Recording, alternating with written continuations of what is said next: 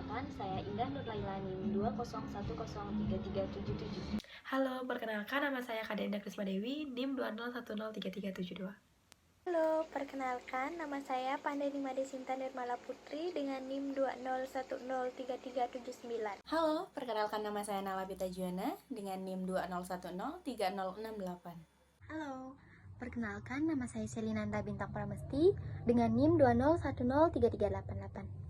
Di sini, kelompok kami mengambil tema tentang PPDB Online. PPDB Online ini merupakan salah satu cara melakukan suatu proses alur pendaftaran secara online. Hampir setiap sekolah melakukan rekrutmen siswa secara online. PPDB Online ini yaitu menggunakan website melalui jaringan internet dalam melakukan rekrutmennya. Di sini, calon siswa melakukan pengisian data-data siswa melalui website tersebut. Yang pertama-tama, saya akan menjelaskan tentang sistem rekrutmen. Nah, jadi pada rekrutmen ini ada beberapa step by step yang ditampilkan pada tabel. Nah, setiap kolom ini merupakan tindakan dalam melakukan proses rekrutmen. Di setiap tabel ada beberapa hal yang perlu diketahui, yaitu jenis rekrutmen, prioritas, tipe rekrutmen, dan sumber rekrutmen, di mana kita membuat kebutuhan-kebutuhan dari sebuah sistem. Nah, setelah itu kita golongkan dalam fungsional rekrutmen. Fungsional rekrutmen itu merupakan kebutuhan utama atau non-fungsional rekrutmen. Non-fungsional rekrutmen itu merupakan hanya kebutuhan pendukung. Jadi, tanpa ada non-fungsional rekrutmen, sistem tetap berjalan dengan tujuannya masing-masing. Lanjut ke dalam tabel rekrutmen. Yang pertama, siswa mengunjungi situs PPDB Online. Jenis rekrutmen user agar dapat lanjut ke tahap berikutnya. Prioritas H, tipe rekrutmen FR, dan sumber rekrutmen analis sistem. Yang kedua, siswa dapat menampilkan menu awal. Jenis rekrutmen sistem, karena sistem harus bisa menampilkan menu awal agar siswa dapat memilihnya. Prioritas H, tipe rekrutmen FR, sumber rekrutmen analis sistem. Yang ketiga, siswa dapat memilih menu pembuatan akun baru. Jenis rekrutmen user, prioritas H, tipe rekrutmen FR, dan sumber rekrutmen analis sistem. Yang keempat, siswa dapat mengisi formulir dan melengkapi berkas persyaratan. Jenis rekrutmen user, prioritas H, tipe rekrutmen FR, dan sumber rekrutmen analis sistem. Yang kelima, siswa dapat mengkonfirmasi kelengkapan formulir pendaftaran akun baru. Jenis rekrutmen sistem, prioritas H, tipe rekrutmen FR, dan sumber rekrutmen analis sistem. Yang keenam, sistem tidak dapat mengeluarkan bukti pengajuan akun berisi token atau PIN. Jenis rekrutmen sistem, prioritas H, tipe rekrutmen FR, dan sumber rekrutmen analis sistem. Yang ketujuh, siswa mengeluarkan bukti pengajuan akun berisi token atau PIN. Jenis rekrutmen sistem, prioritas H, tipe rekrutmen FR, sumber rekrutmen analis sistem. Yang ke-8, siswa dapat mengaktifkan akun di situs PPDB Online. Jenis rekrutmen user, prioritas H, tipe rekrutmen FR, sumber rekrutmen analis sistem. Yang ke-9, siswa dapat merespon dan menerima aktivasi. Jenis rekrutmen sistem, prioritas H, tipe rekrutmen FR, dan sumber rekrutmen analis sistem. Yang ke-10, siswa dapat mengubah token atau PIN dengan kata sandi pribadi. Jenis rekrutmen sistem, prioritas H, tipe rekrutmen FR, dan sumber rekrutmen analis sistem. Yang ke-11, siswa dapat menyerifikasi perubahan token atau PIN dengan kata sandi. Jenis rekrutmen sistem, prioritas H, tipe rekrutmen FR, sumber rekrutmen analis sistem. Yang ke-12, sistem dapat melanjutkan ke menu utama atau menu awal pendaftaran. Jenis rekrutmen sistem, prioritas H, tipe rekrutmen FR, sumber rekrutmen analis sistem. Yang ke-13, siswa dapat masuk sesuai akun PPDB yang telah dibuat. Jenis rekrutmen user, prioritas H, tipe rekrutmen FR, dan sumber rekrutmen analis sistem. Yang ke-14, siswa dapat menampilkan menu pilihan sekolah tujuan. Jenis rekrutmen sistem, prioritas H, tipe rekrutmen FR, sumber rekrutmen analis sistem. Yang ke-15, siswa dapat memilih sekolah tujuan. Jenis rekrutmen user, prioritas H, tipe rekrutmen FR, sumber rekrutmen analis sistem. Yang ke-16, siswa dapat mengeluarkan tanda bukti pendaftaran. Jenis rekrutmen sistem, prioritas H, tipe rekrutmen FR, sumber rekrutmen analis sistem. Yang ke-17, siswa melakukan seleksi tes. Jenis rekrutmen user, prioritas H, tipe rekrutmen FR, sumber rekrutmen analis sistem. Yang ke-18, siswa dapat melakukan menu pengumuman hasil seleksi. Jenis rekrutmen sistem, jenis rekrutmen user, prioritas H, tipe rekrutmen FR, sumber rekrutmen analis sistem. Yang ke-19, sistem dapat menampilkan hasil seleksi. Jenis rekrutmen sistem, prioritas H, tipe rekrutmen FR, sumber rekrutmen analis sistem. Yang ke-20, siswa mengarahkan untuk logout. Jenis rekrutmen sistem, prioritas M, tipe rekrutmen NFR, sumber rekrutmen analis sistem. Yang ke-21, sistem dapat mengarahkan ke menu lapor diri. Jenis rekrutmen sistem, prioritas H, tipe rekrutmen FR, sumber rekrutmen analis sistem. Yang ke-22, siswa dapat memilih menu lapor diri.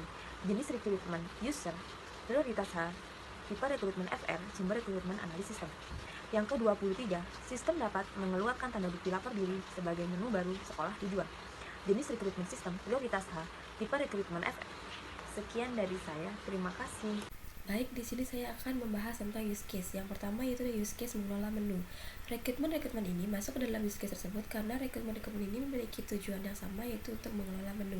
Selanjutnya yaitu use case mengelola kelengkapan data. Keempat, rekrutmen ini masuk dalam use case tersebut karena berisi tentang hal-hal kelengkapan data dari seorang siswa.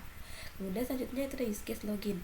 Dua, rekrutmen ini masuk dalam use case tersebut karena dalam rekrutmen ini dapat mengaktifasi akun ataupun dapat login dari ke situs PPDB online. Selanjutnya itu use case mengelola PIN.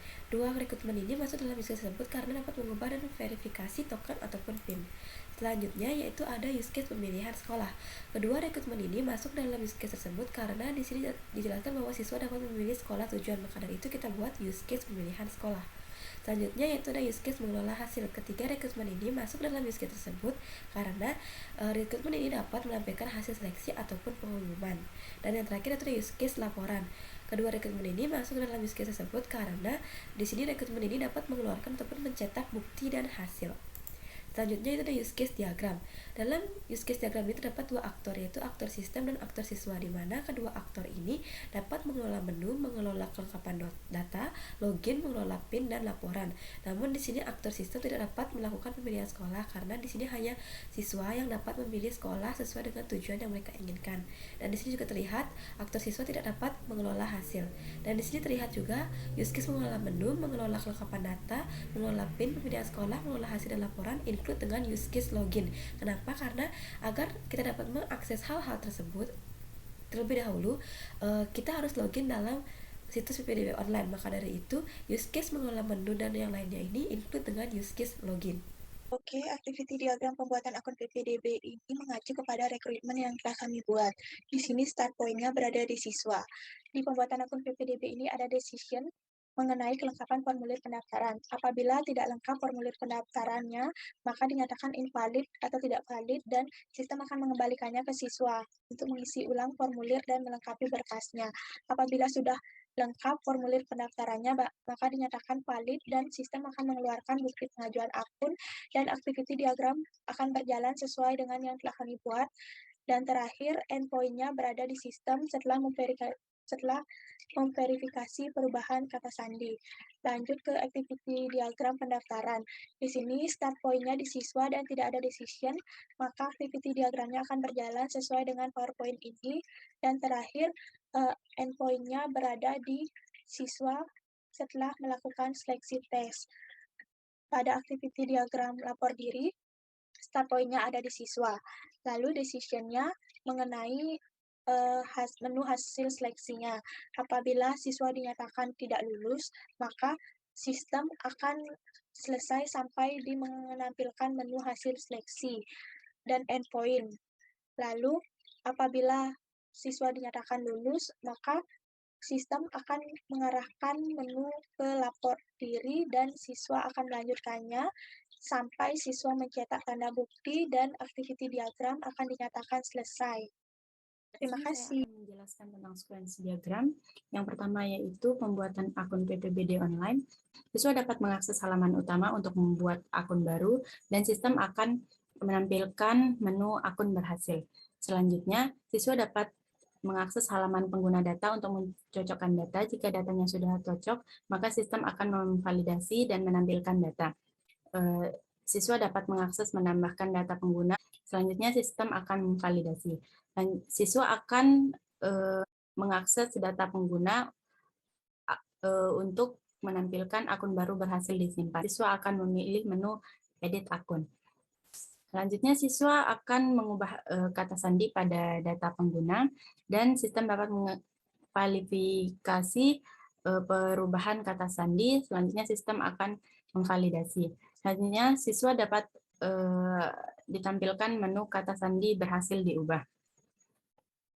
Yang kedua, di mana siswa dapat mengakses menu utama untuk memilih menu pendaftaran. Kedua, siswa dapat memasukkan data pada menu pendaftaran. Dan siswa dapat memilih menu sekolah. Kemudian, siswa dapat melakukan tes seleksi pada menu tes seleksi online. Yang ketiga, yaitu lapor diri, di mana siswa dapat mengakses menu utama untuk memilih menu hasil pengumuman hasil. Siswa dapat mengakses menu hasil seleksi dan ditampilkan menu hasil seleksinya. Selanjutnya, siswa dapat memilih menu lapor diri untuk mengarahkan menu lapor diri. Selanjutnya, sistem dapat menampilkan mengeluarkan tanda bukti lapor diri murid baru. Selanjutnya, siswa dapat memilih mencetak tanda bukti. Terima kasih. Baik, di sini saya melanjutkan kelas diagram PPDB online. Di sini ada beberapa kelas, yaitu ada bunderi menu, kontrol menu, TB siswa, TB pendaftaran, dan TB pengumuman. Nah, di sini ada bunderi menu, yaitu yang terdiri dari pendaftaran, pilih sekolah, hasil seleksi, dan cetak bukti. Kemudian di sampingnya yaitu ada controller atau kontrol menu yang terdiri dari melakukan pendaftaran, memilih sekolah, melihat pengumuman, dan mencetak bukti. Selanjutnya yaitu ada controller ke database, yaitu ada 3, ada database TB siswa, TB pendaftaran, dan TB pengumuman. Nah, garis-garisnya ini adalah kardinalitas atau relasi di mana database ini saling berhubungan. Database ini mempunyai relasi one to many, di mana garis-garis ini cuma bisa dihubungkan di database saja. Baik, sekian dari saya. Terima kasih.